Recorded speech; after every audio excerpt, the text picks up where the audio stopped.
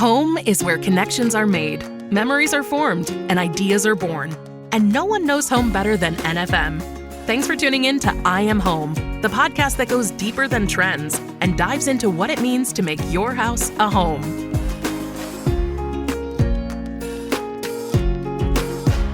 Hello and welcome to I Am Home, the Home Life Best Life podcast. I'm Tyler Wisecup, and we don't have Becca today, but I am joined by our other co-host, the LeBron James of Home Life podcasting. It's Hilary Waltmap. Hey, Tyler. Hi, Hilary. In this episode, I think I'm just honored for the opportunity. We're going to be chatting with Chase Harris, who inspires millions by sharing the journey of him and his son battling spina bifida and their mission to help families access essential resources. It's a really awesome story, and I've really enjoyed getting to know him online. So now we've got him in the virtual person. So this should be really exciting. But before we get to that, let me tell you why we're even doing this podcast. And that's because NFM is more than just your everything home store. We're in the business of improving lifestyles because your home life should be your best life. And you can learn more at nfm.com. Okay, so welcome officially to Chase Harris. Oh, thank you guys so much. I'm glad to be here. Yeah, absolutely. We're glad to have you. Can I introduce you quickly, just to give people a little bit more of your background? Yeah, of course. Okay. So Chase Harris, you are part of the dynamic father-son duo who are using your voices and your bond to make a difference. Cash is a spina bifida warrior and rising social media star who captured national attention with his love for sports and contagious spirits. And is he only 6 years old still? Yeah, he'll turn 7 in about 3 weeks. No, 2 weeks. 3 weeks. 2 weeks. Yeah. But that's crazy. That's so crazy young. And you guys are making such a big difference. Chase, you are his dad and biggest fan. You're a fitness coach by trade, and kind of reference being like the steady hand, helping to share the story of your resilience, of laughter and love. And again, it's a really inspiring story. And we're just so excited to have you today. And I just wonder, you've built something really powerful using social media. Was there a moment early on that sparked the idea to start sharing Cash's life with the world? Yeah, social media is very finicky. It likes what it likes when it likes it. And so I had actually been sharing my Cash's journey for a while when he was a lot younger, because he's always had a booming personality, even at 2 and 3 years old. But it was just one video in particular that really sparked the attention of the masses. And from there, we just kind of really kept doing what we were already doing, but now we had everyone's attention. So, we just haven't stopped since then. So it's been great to be an advocate for the community of individuals that use wheelchairs and have different types of physical and mental disabilities, just to encourage and motivate that we're just different. That's it. We're not less than, we're just different. Yeah, I know that you use that phrase often, and I think it's a great way to kind of put it, because, like you said, it's really the things that you're teaching your son on through, and teaching the world through the platform that you built. Certainly, like you're showing how you can live differently in the world, and again, it's very inspiring. I think the video that you're referencing, the one that blew up, is the ankle wrap video where, yeah. So that certainly it brought so much joy to a lot of people. I know. That just for context, Cash was shooting paper towels. He really loves sports. And so he was shooting paper towels into a trash can at school. And the nurse kind of played into he got an injury. We'll just use kind of quotes around that, and ended up wrapping his ankle and left you this fun message that you kind of brought to the world. That clip where the nurse played along, I'm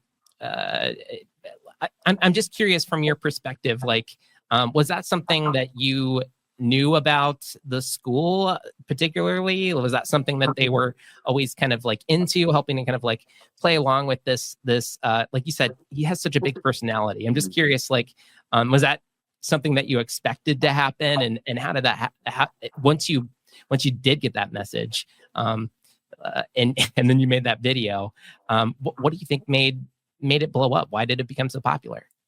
I think definitely there was multiple facets, but the fact that Nurse Rhonda, because of spina bifida, Cash has to see her frequently through the day to Mhm. do different procedures, and so their bond and relationship became really close Yeah. from the very beginning because he is so outgoing. So he would talk to her where most kids are just going to sit there, um, and she knew he loved sports, and she played into just him and talking about sports, and so in Yeah. that instant, the voicemail was a surprise because she started out like, "There's nothing wrong. He's okay, but he is Just going to want you have to some know. on his ankle when he comes home." And so, it had so many different dimensions to it because one, he's a wheelchair user, so him twisting his ankle is very unlikely.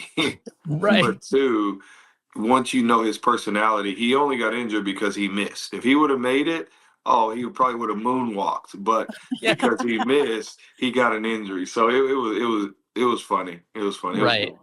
Right. The ankle twisting, and that's what made him miss it. I mean, Yeah, obviously, if Right. he would have had his full power, he would have been able to nail it. right. Yeah. Well, you two are such a really a dynamic duo. What's it like collaborating on these videos together? Like, I'm curious about like who's behind the ideas and how do you kind of pull them together? Sometimes it feels like they're a little bit more planned. Sometimes it feels like we're just getting a peek behind the curtain, and I love being able to kind of have both of those angles. But where do these ideas come from, and how do you end up deciding what to put on the feed? Yeah, so essentially, I mean, being a fitness professional for a little over 12 years now, and then having a son with physical disabilities, I'm always thinking of when I'm not here. And so a lot of the stuff we do is organic. It's not staged. It's, hey, Bub, let's see if we can do this. And sometimes he does it in 5 seconds, and I'm like, hold on, bro. Like, let's try something harder, and so we'll Yeah. switch it and do something. But we have pretty scheduled pretty regularly, 2 to 3 times a week we do physical therapy, and in that physical therapy we may be focused on core stability, we may be focused on standing, walking, running, different dimensions that he desires, because if you can imagine a child in a wheelchair with such a desire and ambition to be an NBA player and an MLB star, for them to be able to stand, for them to feel like they are running, it, it's it just allows their imagination to explode. And so that's the biggest things that I like to provide for him, is just the ability to feel like, hey, I'm just like an able-bodied kid shooting a basketball. I'm just like an Mhm. able-bodied kid throwing a strike. And so a lot of the standing and stuff started from that. I just wanted to give him that confidence that, hey, I can do this too. Is just a little bit later. Some of the sad things that come along that, because we just don't know the future, is he will say, when I become able bodied. So he will Mhm. say things like that because in his mind, I'm not in this wheelchair for life. And Mhm. we don't know. I mean, only God knows that. And so that is a possibility, I believe, for him if he continues to work as hard as he does, as well as technology is changing every single day. So we just do what we can today to see what will happen in the future, truthfully. Yeah, I think about a video I saw fairly recently.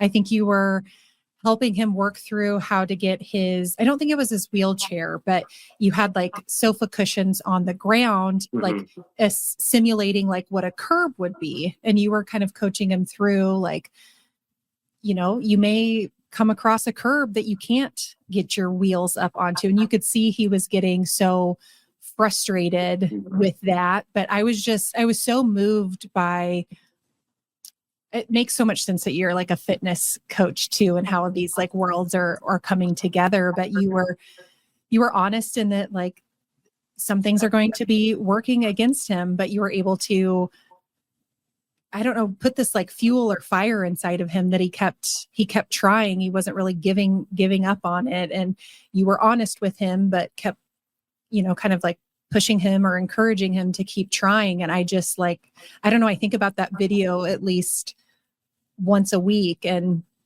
is probably something that you're doing regularly and not even like considering, but just, I don't know, sharing that out with other people. Was just so moved by that. Oh, thank you so much. Yeah, I mean, like you said, that's something we do all the time. Mhm. And for me as a father, I would do it for I do it for my daughter. Obviously, she doesn't deal with the same type of issues, Mhm. but I would be doing a disservice to him to make him believe that the world is set up to just accommodate him in all Mhm. facets. And like I said, he plays wheelchair basketball, and he's really good at it. And so wheelchair basketball is not a regional thing; it is an international sport. And so you're Mhm. going to go to these countries, and they're not Texas, buddy. They're not big. Mhm. They're not accessible, and so you're going to have to figure it out if that's the life you want to lead. So I want to make sure that he's prepared for Mhm. whatever life he decides to take on. And it's not a situation where now his confidence is kind of, he has to tuck it because, oh, well, I don't know if I could go there and maneuver the way that I need to. He's going to go and he's going to be like, I'm going to figure it out. Whatever they got, I'm sure I can manage it somehow. And so that's why these challenges, yeah, he's going to cry. He may get mad at me from time to time, but Mhm. I'll deal with that today so that he can Yeah. have the joy in the future.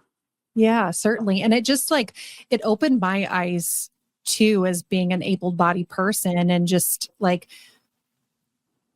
paying attention and like being conscious of things that aren't set up for people that aren't able-bodied, and like that alone, just bringing more awareness and thoughtfulness around all of those people that don't have the privileges that you have. And so it's just incredible, the message that you're sharing, and there's something everybody could take away from these two.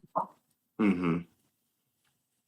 The other thing we've kind of referenced quite a bit, you just mentioned with wheelchair basketball and just his love of Cash's love of sports in general. I know, especially the Mavs, and like that's a huge team, and he seems to have loved them for a real long time. Mm-hmm. And I know that he's had the chance to meet the team Mm-hmm. on occasion. Can you talk through maybe the first time that happened, and in your perspective as a dad seeing that happen? Yeah, I mean, it's funny. It happened through social media. A lady reached out to us who happened to be the wife to the strength and conditioning coach of the Mavs at the time. And so they facilitated us going to the practice facility to really have an intimate encounter with the players where he got to talk to them one on one. He got to go in their locker room, look at their shoes. And then that led to going to the AAC where they play at and go in that locker room pregame, meet all the guys, stay after the game, see them, sit on the court, watch them warm up. And so just because of his personality, that was 2 years ago. They still know him to this day. So when we go to the games, they give him the basketball. Everyone, I mean, the referee gives them the basketball. Like, stop doing that. I don't know where to put this ball. Like once we get off the court. So, but I mean, he's family to them, and so they take great care of him. But to be a father, as you said, it's nothing like watching your kid live their dreams. That's the best way I can put it. But not just to live their dreams, but to not realize that that's not normal. You know, Yeah. his reality is so amazing. Like he is truly blessed as a child. And so he doesn't know that he can't just pick up the phone and call Kyrie to come play basketball. He doesn't know that. In his mind, like, no, I could call Kyrie right now and he'll come over and we can hoop. And so I love that about his life. And just that he has that confidence because he doesn't get what do you call it? Like where you get nervous around famous people. He's Yeah. like, because people are like, hey, you're famous. He's like, yep. He thinks he's just like them. He doesn't know any different. So it's cool. I like it. I like it. That is so cool. I like, yeah, just I feel like a lot of people in general just put limits on themselves, and sort of what we've been talking about a little bit is this idea of like, well, what are the limits for Cash? And I think some of what you're doing is like telling them that there aren't any. You can build yourself up to whatever it is that you want to be. And I know that one of those things is we talked about wheelchair basketball. Maybe at some point he could play in the Olympics, I think was one of the things that you guys have talked about. And you had the chance to visit their I think that was it last year that you guys were at the Olympic Games Yeah, for Paralympics. yeah. In Paris. Talk to us a little bit about that experience. Oh man, again, almost like being a spectator of someone who's in his world. It was amazing for us as able-bodied parents to see him go and cheer for other individuals that have physical disabilities, um, and to see wheelchair basketball and how it was celebrated. It wasn't the same the years prior, but because so many able-bodied athletes advocated for these guys because they truly are amazing, and girls or women, um, it was 30,000 plus in the arena. That's the biggest stage they've ever played on in their lives, any of Crazy. those guys. And Yeah. so to be in there, to feel the energy, and to watch USA win a gold medal, and then we weren't supposed to, but like I tell you, his life is a movie. Somehow we got down to the court, and we got to see one of the players, Trey Jennifers, and he put the gold medal over Bubba's neck. And so Yeah. he has so many people that have come into his life that make that goal seem feasible. Um, you couldn't tell him that he's not going there. And he's been affirmed by those players as well when they see him in the act of playing basketball, just because he's been watching it since he was 2. And, one of my good buddies like to say he's so good because he's been watching film since he was 2 years old. Obviously, he's going to know the game front and back. And so Yeah. his IQ is really high for a 6-year-old when it comes to basketball. And so um, it is it's hard to even explain, but it's just cool to see um, just the opportunities and how he's celebrated in almost any environment that he goes into. Yeah, I'm still amazed by that story and how it inspires the idea that, yeah, like you said, you can't tell him that he's not going there someday, and I can't wait to see him there someday too. It just sounds amazing. So Chase, you're not just you're a coach, but you're also a dad. We've talked a little bit about some of the videos that you make when you're helping kind of prepare him for life. What's your mindset when you're helping Cash push through those hard moments? Whether it's training, it's therapy, or it's just like real life stuff. I mean, it's really this is just my duty as a father. Whether it's for my daughter or for my son. Obviously, my daughter, she's shy. She doesn't like the camera as much as he does. But I tell people all the time is the reason it is so desirable to watch us is because it looks different. There are tons of fathers out there who are amazing. They teach their kids how to ride bikes. They teach their kids how to be elite athletes in baseball, soccer, all these different things. Ours just looks different. And to me, I don't know any different. So when people come up to me and they're like, man, it's so amazing how you do this stuff. Like, I don't think I could do it. Like, you don't have a choice. Like, that's your child. You're gonna love him no matter how he comes, like, or she comes. You're gonna love them, and you're gonna desire to give them the best opportunities at a high quality of life. And so, I guess I don't know any different. And so my approach is, hey, we're gonna do this because it's gonna make you better, and it's gonna equip you for anything that this world might throw at you. This is a dark world we live in. It will chew you up and spit you out. And so, especially you. So if you're not prepared mentally and physically, you can hang it up. You won't be able to accomplish what you desire to accomplish. That's great. And it really, like, the way that you approach it, though, when you actually watch the videos that you're putting together, that just like that you have this calmness about you too with doing it, where a lot of parents, I think, in some of these situations may be like, oh no, he's falling down, I'm freaking out. And I think that demeanor is yeah, like you said, it is something that you're just doing because you're a dad and you love your kid and you're in this moment. But I think it is still admirable the way that you approach it, and obviously it's helping so many people. When the cameras are off, what is life like at home? Pretty much when the cameras are on, it's the same. It's the same. I mean, this is my demeanor 24/7.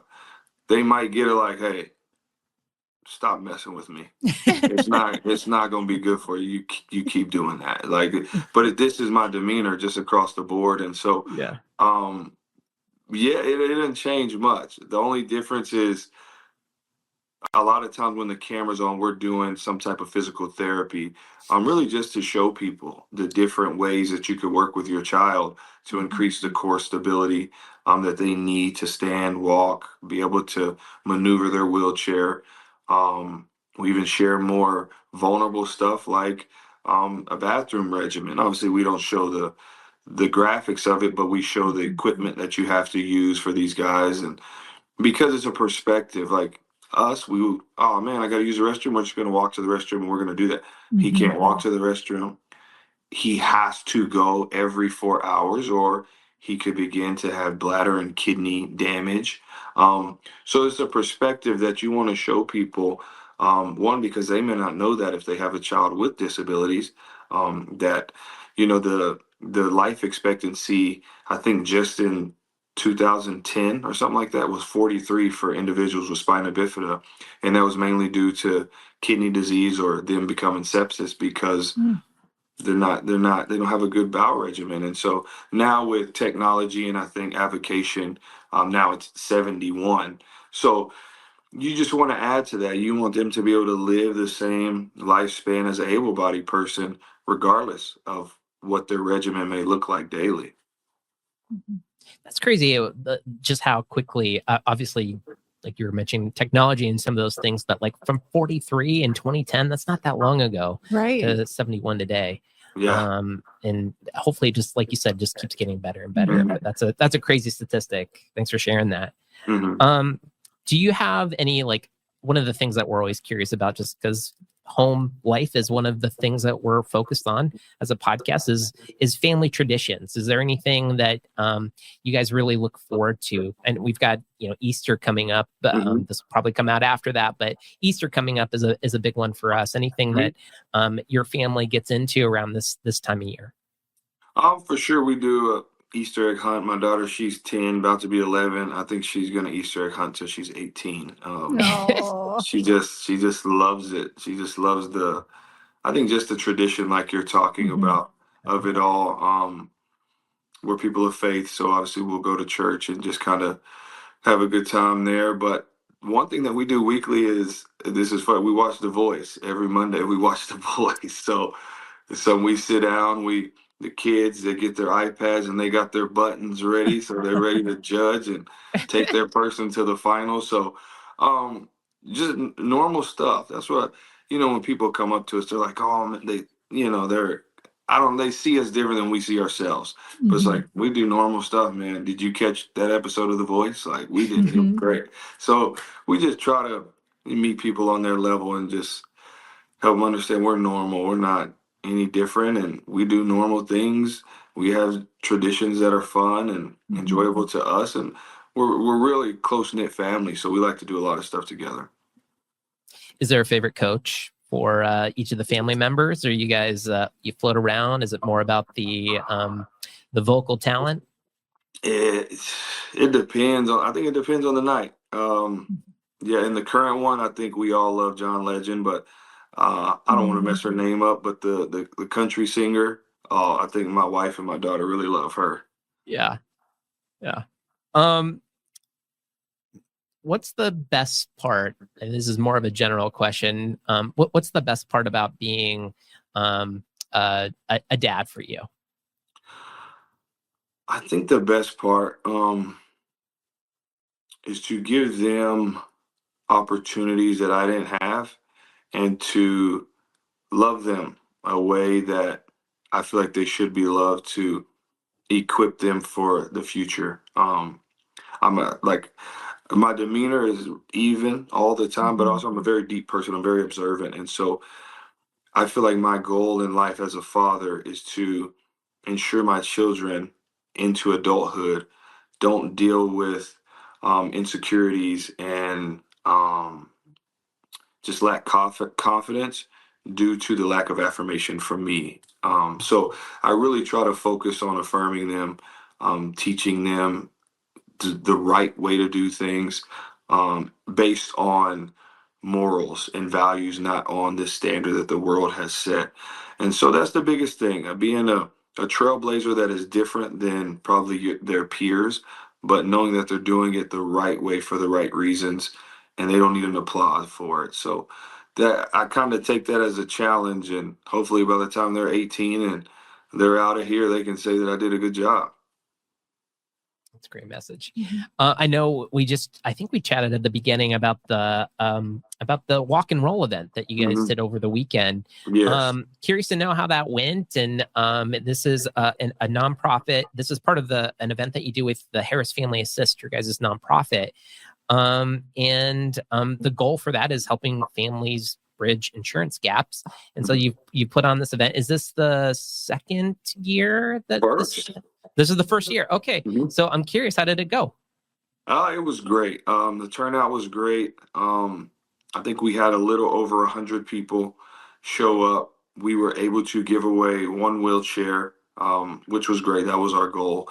But I think the Nice. biggest thing is a lot of able-bodied people got to come into their world, got to come into Mhm. Bubba's world, because he has a lot of friends that are wheelchair users. We had sponsors that brought more wheelchairs. So we probably had close to 40, 50 wheelchairs there. So you had people, able-bodied people in these wheelchairs doing laps for the walk and roll. You had able-bodied people. One of my close friends, he's a professional basketball player, get in a wheelchair and play against these kids and adults in wheelchair basketball. And he wasn't dominating, and so He's humbled. yeah, and so we had wheelchair pickleball, so people that play pickleball all the time get in the chair and just kind of get a front row seat to how these amazing para athletes do the sport of wheelchair basketball, wheelchair or pickleball, and just how challenging it is, but they're amazing at it. So that's my biggest thing. I wanted those guys to be celebrated. I wanted them to be able to basically show us up, because they're the professionals at this. So I think the awareness was increased. We're able to celebrate young kids in wheelchairs who don't have the same confidence as Bubba. We're able to celebrate them.